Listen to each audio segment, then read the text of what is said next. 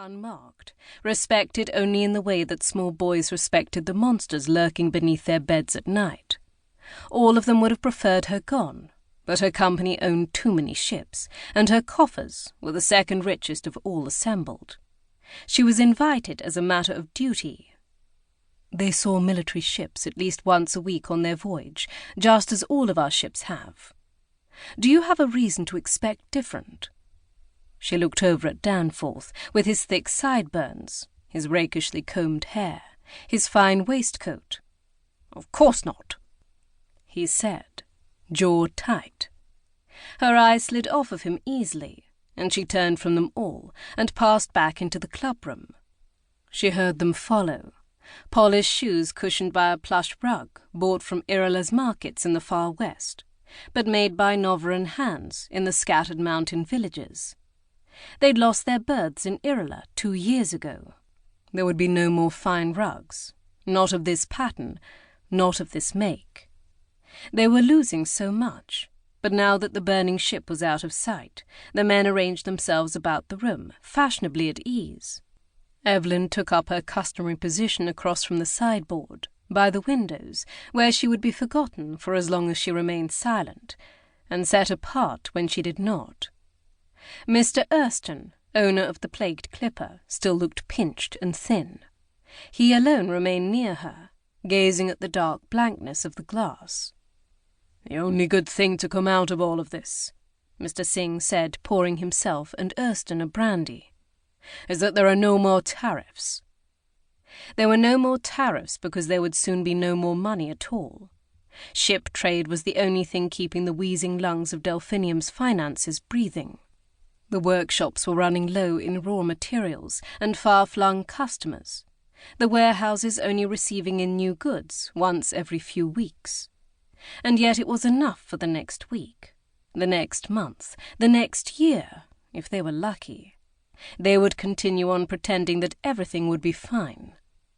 This group spoke around death, avoiding it assiduously, and so they would not see it when at last it came for them.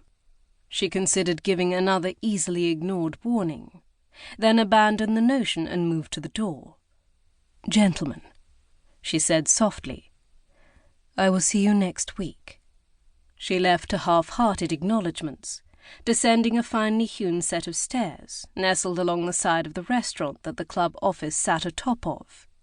Even 6 months ago, she would have heard the soft roar of conversation through the wooden panelling, but tonight the restaurant was quiet.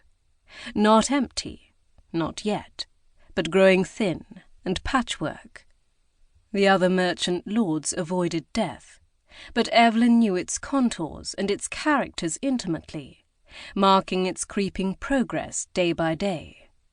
It had been her sole companion since she was a girl of 7, her mother gasping for breath, scrabbling for her hand, dying. A few years later, she lost her father, then her brothers. She lost her whole household until she was the only one left standing before the edifice of her father's business, draped in her black veil and her high-necked mourning dress, alone and called to the seat of power. Death had borne her out of the quiet servitude of girls and into trade deals, warehouses, a web of connections, and strength. "Mom?" came a voice from the bottom landing of the steps. Evelyn slowed her descent, fingers twisted in her heavy skirts. The boy who handled the coats was missing, replaced by a girl, maybe 16 years old, her face scarred on her left cheek with pockmarks. She looked healthy, though, round-hipped and broad-faced. She also looked terrified. Ah, the supplicant. It was rare that girls came to her from the working masses. This was Violetta's doing. Evelyn descended the last few steps, coming abreast of the girl and peering into her eyes. The girl recoiled. "I'm sorry, Mom. I didn't mean." "You are certain this is what you want?" Evelyn asked. The girl was shaking, hard enough that her shoulders moved, that her dark hair piled on top of her head shivered in the lamplight. That is..." Evelyn gestured impatiently, and the girl handed over Evelyn's heavy...